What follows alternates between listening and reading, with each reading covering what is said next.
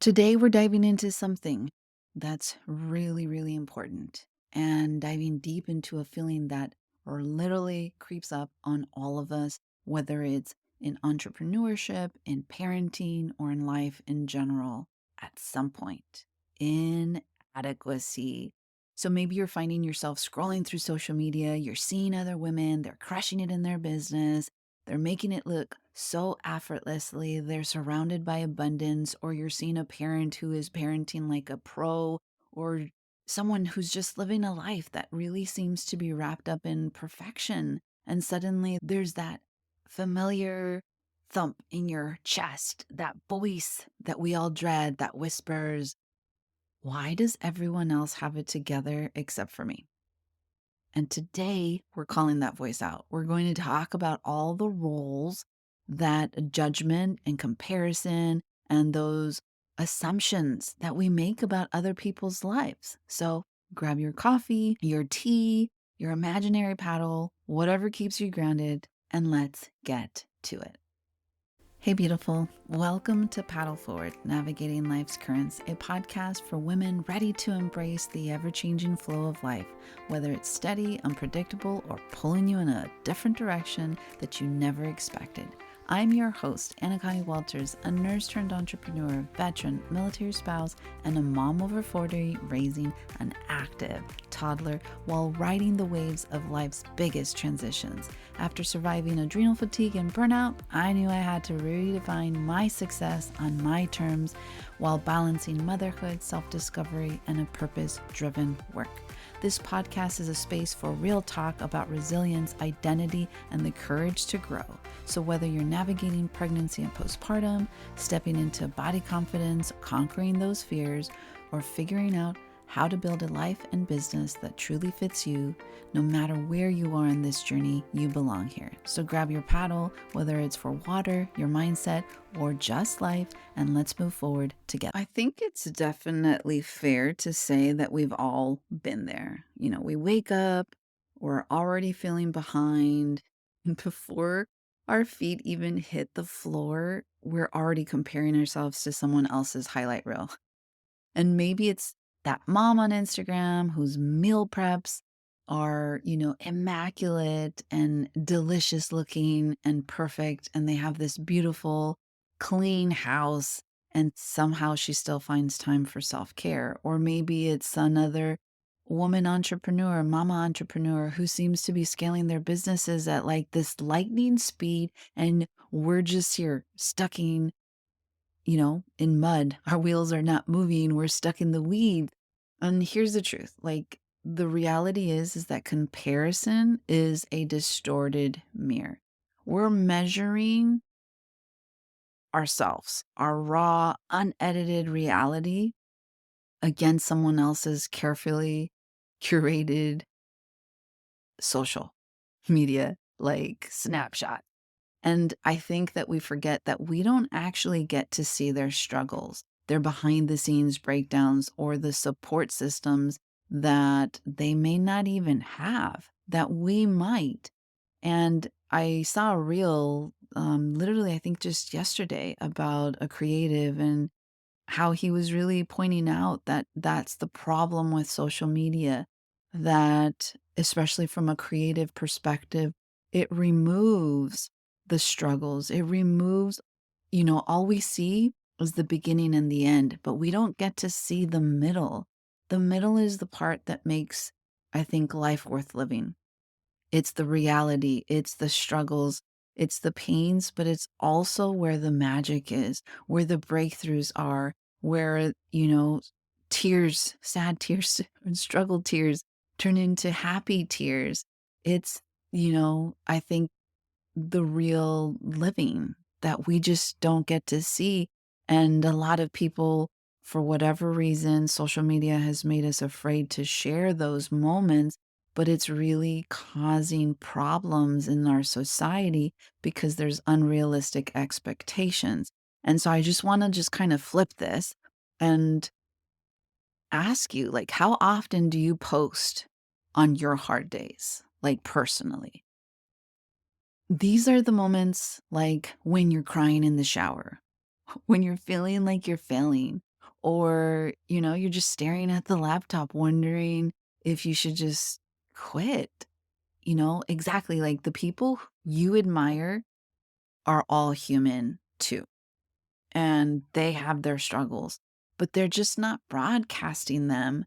And it's not a judgment to them of what they choose to broadcast, but it's something that you need to take into consideration when you're comparing yourself.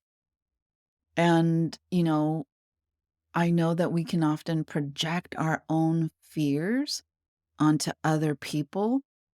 And I want to just talk about like judgment because there's two kinds that we feel from others. There's the kind that we impose on ourselves, and then there's the kind that we deflect onto others. And when we feel inadequate, I feel like we start to assume that people are actually judging us, that they're looking at our messy houses, our struggling businesses, like we're standing behind this see through wall, or they have some magical X-ray vision glasses on our lives and our parenting choices and our thinking. And we're just like in our own minds assuming things that may not even be true. Like she's not doing enough. She's like, oh my God, she does not know how to control her child. Or does she ever clean her house? And I want you to just pause for a second. Like, how often are you actually judging others that harshly? And if you are, well, isn't it usually a reflection of something that you feel insecure about yourself? Because judgment is usually a projection.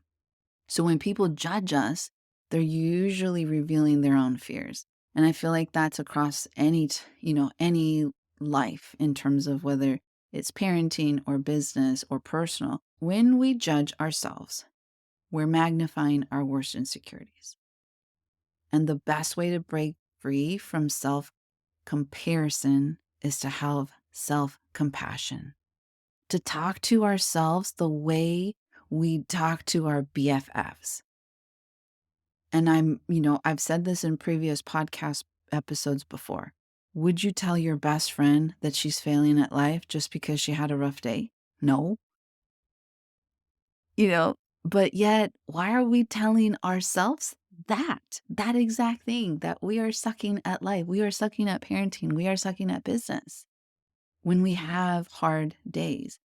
And I think, like, I brought it up in my yoga class this week, especially because it's so more common, I feel like, in first time moms, especially if they're really on social a lot.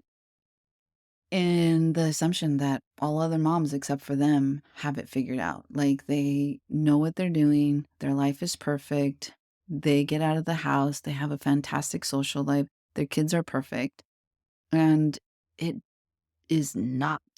Like, I don't care who you talk to, if they're telling you that, they are lying. Parenting is hard. That first year should be like survival mode. Like it is survival mode. Like you are surviving. I always say that first birthday should never be for the baby. It should be for the parents, for like surviving, taking care of a human for an entire year. It is hard because you add in sleep deprivation, and, a huge learning curve. Parenting is not some inherited magical thing that just skips some of us. It is not something that everybody knows how to do. You have to learn it on the go. It is for reals, sink or swim. And I think that a lot of this stems from the type of life, unfortunately, that we grew up in. Our parents were not taught about mindfulness in terms of parenting. And so if you grew up in a home where mistakes weren't openly embraced, where success was tied to approval, where you were told, what are you complaining about? What's wrong? Why are you crying? Do you want something to cry about? It makes so much sense that today we are feeling behind when we see others thriving. And it's no like shame on our parents because they weren't taught any better. And it's usually a cycle. But if we had the power to break that cycle, what if success isn't about perfection? What if it's about continuing to show up? Messy, real, knowing that that was enough. And I feel like that mindset shift, it's setting us free. And I think that it's definitely important for us to take that into consideration when we are parenting, because those are the things that we learned that we want our children not to take with them into adulthood. Because we assume that people who seem confident or they're successful, that they always have it figured out. And the reality is that they're just making it up as they go, just like you, just like me. They have doubts, they're struggling, and sometimes they look at you and think, wow, she has it together. And that's what I think we don't think about. And really, the truth is that we are all in different seasons. Everybody's moving at our own pace. We're learning different lessons in life, and no one has it figured out because life isn't just this linear journey. It has ebbs, it has flows. I've talked about it, how life is just a moving body of water. So even if your canoe, your guide, and your compass were all like in unison and they were working perfectly, it doesn't mean that you're not going to run into choppy water or some danger. Like it's going to be bound to happen. And the thing is that those things just help us maneuver those parts of life. And life isn't perfect, and neither are we. I was listening to a podcast by Dr. Becky, and she's an amazing podcaster and an amazing like parenting coach. She recommends some really good um, tools to basically help shift our perspective. And so, what do we do when these feelings of inadequacy start to creep in? And the two things that are really simple but super powerful ways to shift our mindset is to the first one, try to reframe that inner voice, like conversation that always tends to happen. So the next time you catch yourself spiraling in this self doubt, ask yourself, would I say this to a friend? And if not, then flip the script. Instead of saying, I am failing as a parent, I'm failing as an entrepreneur, I'm failing as a woman, try, I'm learning. Instead of maybe saying, I'm not enough, try saying, I am growing at my own pace. And then when you're having those moments of doubt, if you really need that quick reset, I say it in yoga class all the time. Repeat this to yourself. I am enough as I am. I am doing the best I can, and that is always enough. I am allowed to grow without rushing, and my worth isn't measured by comparison. And I think that the more you practice self compassion, the easier it becomes for you to stop comparing yourself to others. And remember, you're not falling behind. You are evolving in your own time. And so, as we start to kind of come to an end, I want to just leave you with when you're paddling forward through like these waves of self doubt, try to take a break from social media, especially if it's making you feel less than. Because it's important to remind yourself that you're seeing curated content on social, on the internet, and you're not really seeing the full story. Detach yourself from the highlight reels. Number two, speak to yourself with kindness. Remember and remind yourself every day, even if you're faking it until you're making it, especially on your hardest days, that you are enough. It's super, super important. Number three, I want you to celebrate your wins, even if they're super small. So instead of focusing on what you haven't done, look at what you have done, because every small step forward is progress. So maybe your house is a little bit disastrous. You cleaned the living room, you moved into the kitchen got clean, you went back to the living room, and it's a mess. And you're like, oh my God, it looks like I didn't even clean. Well, Look at the bright side. You got the kitchen clean. You just can't see it right now. And then I want you to have honest conversations with people in your circle.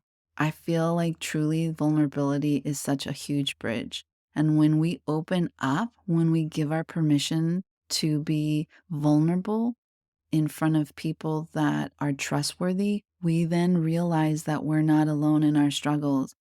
I have a practice in our Baby and Me yoga class, and I'm trying to find out how to bring the same simple magic into our toddler and me, but they know that it's a little bit chaotic, is sharing our struggles and our wins. So you can share a struggle, you can share a win, you can share both at the very end. And I'm going back to having them journal, and I'm asking them really like hard, deep questions intentionally. And I'm like, it don't put your name on it. It's going to be anonymous. You don't have to participate. It's not mandatory, but I highly encourage them. I was like, just before you decide not to participate in this exercise, think about yourself. If it's something that you've moved on, you've moved beyond, but it was something that you thought about or something that you struggled with during like your first year of motherhood, and think about someone else who's feeling exactly what you felt, but it is current. They are struggling with it today. And ask yourself, would it be something that if you heard somebody else say it in a class like this, how much better would you have felt knowing that you weren't alone in how you felt, or that you weren't alone, that what you were struggling with was something that somebody else was struggling with, that it was actually common and that there's actually help for it? And that usually like pushes them to be like, okay, I'll write mine down. And then the last thing that I want you to do is remember that there's no universal timeline for success. There's no universal timeline for motherhood or healing. And your journey is yours. It's yours alone. And that's what makes it beautiful. I want you to paddle at your own pace. And the next time that you feel that wave of inadequacy truly rolling in like a huge wave, I want you to just pause. I remind yourself that judgment, comparison, and assumptions are just the illusion that distort reality, and that impending doom of that huge wave that looks like it's going to come crashing down on you is an illusion. You are not behind. You are not failing. You are doing the best that you can, and that is always enough. So, my friend, keep paddling forward. The water might be choppy right now, but you're so much stronger than you think. And until next time, I want you to stay fearless. I want you to stay kind. And I want you to keep paddling forward. That's it for today's episode, friend. No matter how strong the current feels, remember, you are strong enough to paddle forward. If today's conversation spoke to you, let's stay connected. I've curated communities and resources for women just like you, whether you're seeking courage on the water, balancing motherhood, or seeking clarity in your business. Want to build confidence in your body and overcome fears? Fat Mermaid is where we embrace strength and self-love on and off the water. If you're looking to grow your business without burnout, Empower Her Wave helps heart-led women entrepreneurs work smarter and not harder. And if you're navigating the thick of motherhood, looking for self-care, healing, and resilience, you'll find me at Anna Connie Walters. All the details in the show notes. You can connect with me on social. And if this episode spoke to you, share it with a friend, leave a review, because it helps more women like us find this space. Until next time, keep moving forward, keep growing, and most of all, keep paddling forward. I'll see you out on the water.